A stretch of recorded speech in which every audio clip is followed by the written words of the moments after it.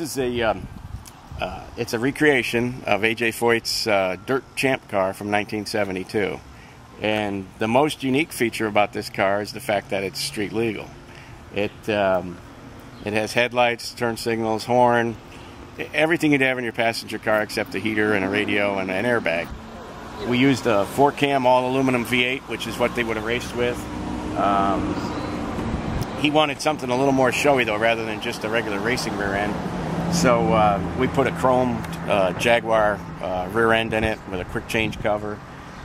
So it looks both racy, and it's also a little more showy than what a race car would have been.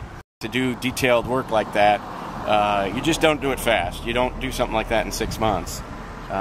It's just very tedious and meticulous.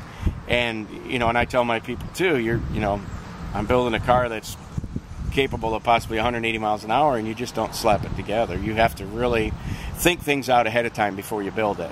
It's basically a race car. It's got the torsion arm suspension, just like a dirt car or a sprint car would have. Of course, this axle's been chrome plated. It's got an aluminum racing radiator. It has Willwood racing disc brakes. They are street legal, however. And of course, you can see the motor is protruding from the engine, or from the hood. This is recreated from the model. The actual car itself would have had the oil cooler here, and that cooler in the back would have been for the rear axle.